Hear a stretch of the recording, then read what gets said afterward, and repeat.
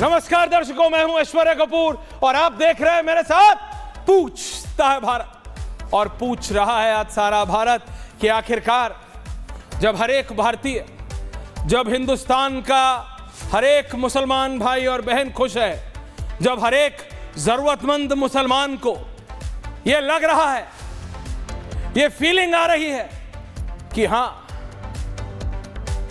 अब उसको भी इस इतने बड़े, इतने ल्यूक्रेटिव, इतने लाखों करोड़ एकड़ जमीन वाले वक्फ बोर्ड का कुछ फायदा मिलेगा, तो क्यों पूछता है भारत इन नेताओं को दिक्कत आ रही है?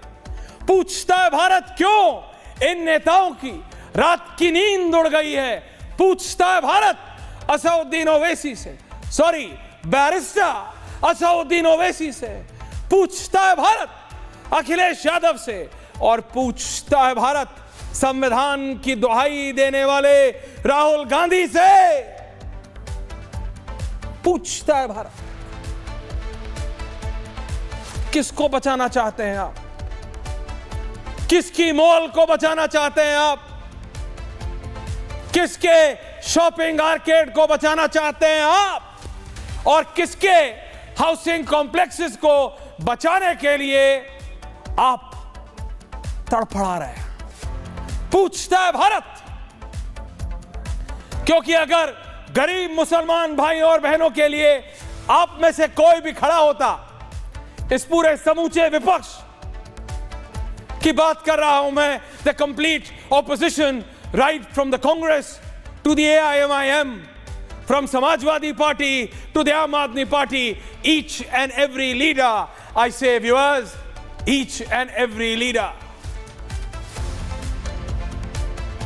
इन्होंने छोटे छोटे शहरों में, हर एक कस्बे में, मेरे पे भरोसा नहीं होता, पश्चिमी उत्तर प्रदेश में चले जाइए, जिले बताता हूं आपको, मुरादाबाद, सहारनपुर, बिजनौर, मेरठ, मुजफ्फरनगर। ये तो सिर्फ शुरू करा है, एक ही हाथ का पंजा खुला है, दूसरा बताना शुरू करूं। इनके अंदर, इन जिलों में, एक एक कस्बों में जाइए, एक एक गांव में जाइए।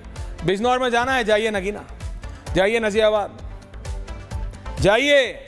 जाइए नूरपुर, जाके देखिए वक्फ के नाम पे, मजहब के नाम पे, धर्म के नाम पे दिखाने के लिए उस 5,000 10,000 स्क्वायर मीटर की जमीन पे एक धार्मिक चीज बना दी, और बाकी सारी दुकानें उसका किराया किसको जाता है? और वो सारी दुकानें किराए पे उठाई हुई हैं, किराएदार उनमें काम कर रहे हैं, बिजनेस चल रहे हैं, और वो किराया किसको जा रहा है? मुझे उससे भी दिक्कत नहीं है, एंटरप्रेन्योरशिप हो रहा है, एरिया का डेवलपमेंट हो रहा है, वो किराया किसको जाता है? वो किराया लोकल पॉलिटिशियन को जाता है, जिस लोकल पॉलिटिशियन ने वहां पे वो जमीन पे कब्जा कर। It's a whole nexus. Anurag Bhadauria एड़ी चोटी का जोर लगा लें, हर एक की जगह भगवा कुर्ता पहन के आ जाएं, इससे बड़ी बात हो नहीं सकती अनुराग भदौरिया के, तो भी अनुराग भदौरिया ये साबित नहीं कर पाएंगे कि वक्फ बोर्ड कब्जा नहीं कर रहा था। मैंने देखा Asaduddin Owaisi, barrister Asaduddin Owaisi, who is a very learned legal person, कई टीवी चैनल पर जाके इंटरव्यू दे रहा है, नहीं मैं तो ये है, नहीं ऐसा है, नहीं वैसा है। एक पत्रकार ने पूछा उनसे, ओवैसी साहब ये मॉल पे क्या कहना है आपका? ये जो वक्फ के लैंड पे जो मॉल बन जाते हैं, जो शॉपिंग आर्केड बन जाते हैं। Ajay Alok ji, reply of Asaduddin Owaisi, barrister Asaduddin Owaisi, मतलब भौचक्का कर देने वाला था। आप सोचिए, मजहब के नाम पे आपने एक ऐसा लैंड ग्रैबिंग बोर्ड बना लिया, जो पुलिस तो छोड़िए साहब, जो विधानसभा, विधान परिषद तो छोड़िए, जो सुप्रीम कोर्ट से भी ऊपर है, उसने कुछ बोल दिया तो उसका काउंटर घूम के उसी के पास आता था, वक्फ ट्राइब्यूनल के पास ही आता था, कहीं और जाता ही नहीं था। ऐसे ऐसे केसेस हैं और जैसे जैसे परतें खुल रही हैं, मैं समझ नहीं पा रहा कि आज तक किसी भी सरकार ने, और बीजेपी को भी इतना टाइम क्यों लगा तीसरी बार आने में सत्ता में? ये तो ब्लेटेंट मिसयूज हो रहा है। आपको पता है, मेरे पास डिटेल्स हैं, 850 सिर्फ, आपको लगेगा क्योंकि जब इतना 30-40 लाख एकड़ की बात करेंगे तो 850 केस बहुत कम लगता है अजय आलोक जी, लेकिन 845 ऐसे केस हैं, 845, 45 ही हुआ, 845 ऐसे केस हैं जिसके अंदर सिर्फ वर्बल 10 एकड़ से ज्यादा की जमीन, 10 एकड़ 10 एकड़ से ज्यादा जमीन वर्बल वक्फ कर दी है, और बंद कमरे में कोई प्रूफ नहीं है। 3 परिवार के बाहर के लोग, या 4 परिवार के बाहर के लोग, या 2 या 5, क्योंकि नंबर ऑफ पीपल नहीं लिखा है, उनके सामने 10 एकड़ से ज्यादा जमीन परिवार में से किसी को नहीं दी, बुजुर्ग ने, जाते हुए बुजुर्ग ने वक्फ कर दी। परिवार वाले भौचक्के रह गए, सर पीटते रह गए। और इन 850 में से आपको भौचक्का होने की ज्यादा जरूरत नहीं है भाटिया जी, पता है क्या? 145 गैर मुस्लिम जमीनें हैं जो कि वक्फ कहा गया है कि वक्फ की गई है वर्बली। परिवार वाले भौचक्के रह गए कि वक्फ कर दी, बाबूजी ने, माताजी ने वक्फ कर दी, हमें कभी बताया नहीं। हमारा क्या होगा? कुछ नहीं। वो जो 3 लोग आए थे उन्होंने बोला जी वक्फ हो गया, अप्रूव करते रहो, वर्बल वक्फ है। रिजवी साहब वर्बल, कोई डॉक्यूमेंट नहीं। आज मुझे बताइए, किसी डिसेंट समाज में, आपको भारत तो आपको लगता है ना, क्योंकि नरेंद्र मोदी की सरकार है, पूरे समूचे विपक्ष को लगता है कि एंटी मुस्लिम है, मुसलमानों के खिलाफ है। मुझे दुनिया की कोई ऐसी सभ्य समाज बता दीजिए सिवाय हमारे पड़ोसी पाकिस्तान को, इसलिए मैंने कहा सभ्य समाज। पाकिस्तान में समाज अब सभ्य बचा नहीं है।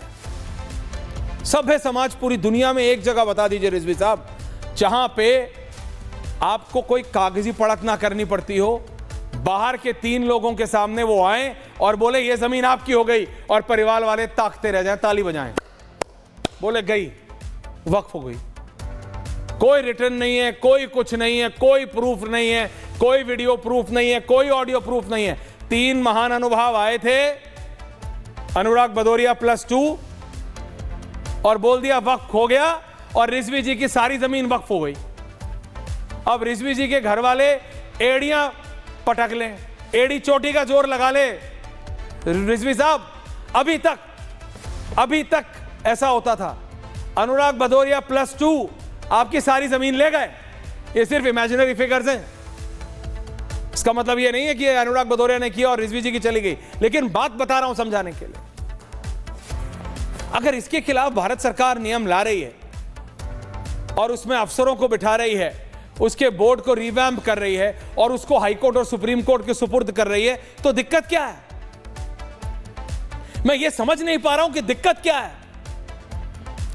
एक आंदोलन होगा, अभी आप सुनेंगे, रत्नाकर जी आएंगे, रिजवी जी आएंगे, सब बोलेंगे, अजय आलोक जी सब बोल रहे हैं हम आंदोलन करेंगे। मैं कहता हूं करो आंदोलन, लेकिन जैसे जिस संविधान की किताब उठाए चलते हो उस संविधान के अनुसार करो आंदोलन। जंतर मंतर पे जाओ, एक क्यों, 10 साल तक करो आंदोलन, 10 साल तक करो आंदोलन, करो ना। मैं देखता हूं कितने लोग आते हैं। इनका अलग हो गया है, खुद संसद कवर करने भी चार्टर्ड प्लेन में आएंगे, बात समाजवाद की करेंगे, और लोगों से आह्वान करेंगे, अरे नारे लगाओ, अरे सड़कों पे उतरो, और खुद कहां है? अभी 2 दिन बाद देख लीजिएगा, या 3 दिन बाद ज्यादा से ज्यादा, कांग्रेस का नेतृत्व कहां होगा। गर्मी बढ़ गई है दिल्ली में, 3 से 4 दिन मैक्सिमम कह रहा हूं। जनता से आह्वान कर रहे हैं, मुसलमान भाइयों बहनों से आह्वान कर रहे हैं ये कि आंदोलन करो, चक्का जाम करो। किस लिए करो? क्योंकि उनको अब उनकी जिंदगी बेहतर हो जाएगी। ये जो 30-35-40 लाख एकड़ जमीन है वो जरूरतमंद, मैंने तो कहा ना, ये इसकी गणित मेरे को करनी पड़ेगी। ये मैं अपनी टीम को बोलूंगा कि 30 लाख एकड़ को अजय आलोक जी जरा 50-50 गज के प्लॉट में बांट दीजिए। कितने प्लॉट बनेंगे साहब? एक दो जिलों की तो दिक्कत खत्म हो ही जाएगी। सोचिए, कभी सोचा ही नहीं किसी ने, और अब जब सोचा है तो उसको एंटी मुस्लिम किया जा रहा है।